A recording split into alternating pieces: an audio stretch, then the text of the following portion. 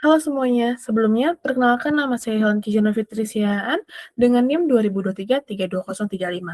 Pada kesempatan ini, saya akan mempresentasikan jawaban UTS mata kuliah Manajemen dan Akuisisi Strategis Sistem Informasi. Sebelum kita mulai pembahasannya, mari kita melihat dari latar belakang terlebih dahulu.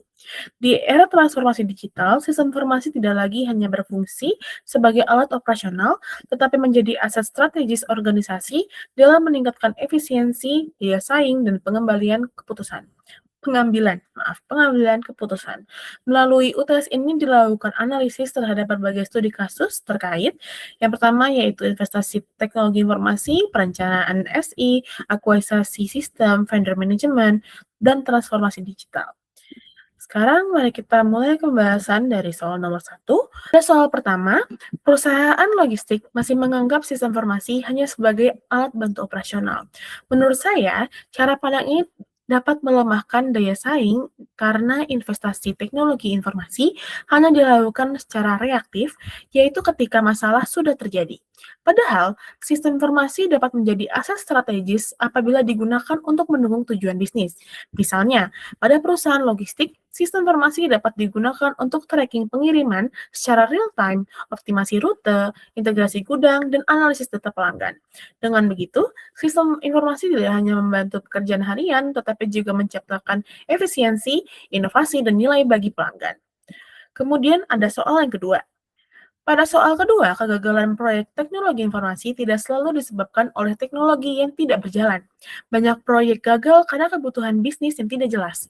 Perencanaan tidak selaras dengan strategi organisasi, bisnis case lemah, strategi akuisisi tidak tepat, adopsi penggunaan gagal, dan resiko proyek tidak dikelola. Hubungan sebab akibatnya adalah ketika kebutuhan awal tidak jelas, maka sistem yang dibangun bisa tidak sesuai dengan kebutuhan penggunaan. Akibatnya, pengguna tidak mau memakai sistem, manfaat bisnis tidak tercapai, dan proyek dianggap gagal. Kemudian, mari kita bahas pada soal ketiga. Kasusnya adalah universitas memiliki banyak permintaan sistem informasi, tetapi anggarannya terbatas. Dengan konsep IT demand management, prioritas hasil harus dilihat dari business value, cost, risk, urgensi, dan regulasi. Menurut saya, dua proyek yang paling layak diprioritaskan adalah sistem pembayaran terintegrasi dan sistem pelaporan data akademik. Sistem pembayaran penting karena berdampak langsung pada arus kas dan pelayanan mahasiswa. Sedangkan pelaporan akademik penting karena berkaitan dengan kewajiban regulasi pemerintah. Proyek lain seperti aplikasi hajatan mahasiswa dan presensi QR tetap penting, tetapi bisa ditunda karena urgensinya tidak setinggi dua proyek tersebut. Kemudian ada soal yang keempat, yaitu perusahaan retail mengalami masalah stok tidak akurat. Laporan penjualan terlambat, barang populer sering habis, dan barang lain menumpuk. Sistem yang paling dibutuhkan adalah POS yang terintegrasi dengan inventory dan reporting system. Fungsional requirement-nya meliputi percatatan transaksi real-time, update stok otomatis, laporan penjualan, dan notifikasi stok minimum. Sementara non-fungsional requirement-nya adalah sistem harus cepat, aman, tersedia, dan mudah digunakan. Prioritas sistem ini tinggi karena langsung menyelesaikan akar masalah utama, yaitu ketidaktepatan data stok dan lambatnya laporan penjualan. Kemudian ada soal yang kelima. Pada soal yang kelima, perusahaan manufaktur memiliki 4 usulan investasi teknologi informasi, yaitu ERP, aplikasi absensi, cybersecurity, dan dashboard BI. Dengan pendekatan IT Portfolio Management dan prinsip ITL, prioritas investasi yang paling tepat adalah ERP dan cybersecurity. ERP penting karena mengintegrasikan proses produksi, gudang, dan keuangan. Sementara cybersecurity penting untuk melindungi data dan menjaga keberlangsungan layanan. Dashboard Business Intelligence dan aplikasi absensi tetap bermanfaat, tetapi belum menjadi prioritas utama karena dampak strategis dan risiko bisnis tidak sebesar ERP dan keamanan cyber. Kemudian untuk soal yang keenam, perusahaan distribusi ingin mengimplementasikan ERP dengan biaya awal 5 miliar dan biaya operasional 800 juta per tahun. Dari sisi cost benefit analysis, manfaat yang diperoleh adalah pengurangan biaya persediaan sebesar 1,5 miliar per tahun dan pengurangan kesalahan pengiriman sebesar 700 juta per tahun.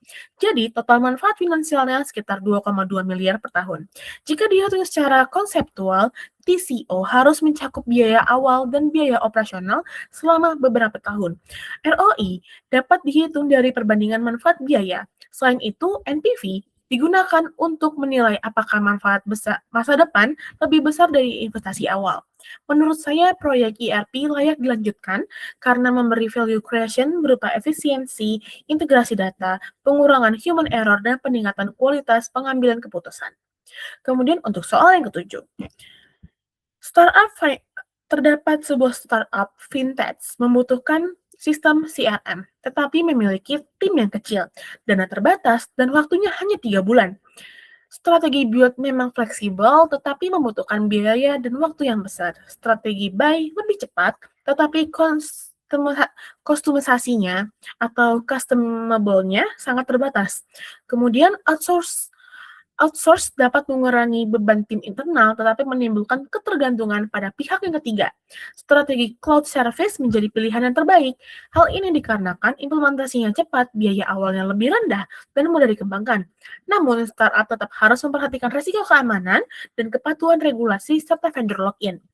Kemudian untuk soal yang kedelapan, rumah sakit ingin memilih vendor sistem informasi berdasarkan harga termurah. Menurut saya, hal ini sangat beresiko karena sistem rumah sakit merupakan sistem kritis yang berhubungan dengan pelayanan pasien, data medis, keamanan, dan integrasi laboratorium. Vendor murah belum tentu memiliki kualitas sistem yang support dan keamanan yang memadai. Oleh karena itu, pengadaan harus dilakukan melalui RVP yang jelas. Komponen RVP harus mencakup profil organisasi, tujuan proyek, kebutuhan fungsional, kebutuhan non-fungsional, keamanan data, integrasi sistem, dan timeline implementasi daya. Tidak lupa juga dengan biaya dan kriteria evaluasi dari vendor. Kemudian ada soal yang kesembilan, jawabannya adalah perusahaan memilih vendor ERP terkenal, tetapi implementasinya bermasalah. Menurut saya, kegagalan tersebut tidak sepenuhnya kesalahan dari vendor. Organisasi juga bertanggung jawab dalam menyusun requirement, melakukan seleksi vendor, dan mengawasi implementasi, dan melibatkan pengguna juga.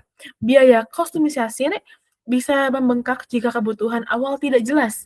Jadwalnya bisa mundur jika monitoring kurang ketat. User tidak bisa tidak puas jika dilibatkan sejak awal, dan vendor manajemen seharusnya dilakukan sejak tahap pemilihan, saat implementasi, hingga pasca implementasi melalui evaluasi SLA, support, dan maintenance. Kemudian ada soal yang terakhir, perusahaan retail ingin melakukan transformasi digital karena memiliki masalah stok laporan data pelanggan, dan keuangan yang belum terintegrasi. Sebagai konsultan, saya tidak akan langsung menyarankan ERP hanya karena pesaing sudah menggunakan ERP. Langkah pertama adalah identifikasi kebutuhan bisnis. Setelah itu, perusahaan harus menentukan prioritas investasi, menyusun bisnis case, membandingkan strategi akuisisi, melakukan prosesmen, dan mengelola vendor. Rekomendasi terbaik adalah Cloud ERP secara bertahap karena lebih cepat diimplementasikan, kemudian scalable, dan dapat menyesuaikan kemampuan perusahaan, namun implementasinya tetap harus dikontrol melalui RVP, evaluasi vendor, training pengguna, dan monitoring pasca implementasi. Kemudian ada hubungan antar konsep di sini. Dapat dilihat yang pertama-tama ada identifikasi kebutuhan dengan memahami masalah bisnis dan kebutuhan pengguna untuk menentukan prioritas. Kemudian perencanaan SI, merancang strategi dan solusi SI yang selaras dengan tujuan organisasi. Kemudian ada investasi teknologi informasi yang menilai kelayakan dan manfaat finansial untuk mendukung pengambilan keputusan investasi. Kemudian ada akuisisi sistem yang memilih dan memperoleh sistem informasi yang sesuai dengan kebutuhan organisasi. Kemudian ada vendor management yang mengelola hubungan dengan vendor agar implementasi berjalan efektif dan sesuai kesepakatan. Dan terakhir ada business value yang menciptakan nilai bisnis melalui efisiensi, inovasi, dan keunggulan kompetitif yang berkelanjutan. Kemudian ada insight dari strategi, yaitu key takeaway atau kunci dari keberhasilan. Yang pertama adalah sistem informasi adalah aset strategis, kemudian investasi teknologi informasi harus berbasis business value, dan kemudian ada pemilihan vendor tidak hanya berdasarkan harga, dan transformasi digital harus selaras dengan strategi bisnis. Sebagai kesimpulan, keberhasilan implementasi sistem informasi tidak hanya ditentukan oleh teknologi, tetapi juga oleh strategi, perencanaan, investasi, serta pengelolaan vendor yang tepat. Sekian presentasi dari saya, mohon maaf jika ada salah kata dan kekurangan dalam lain hal. Terima kasih.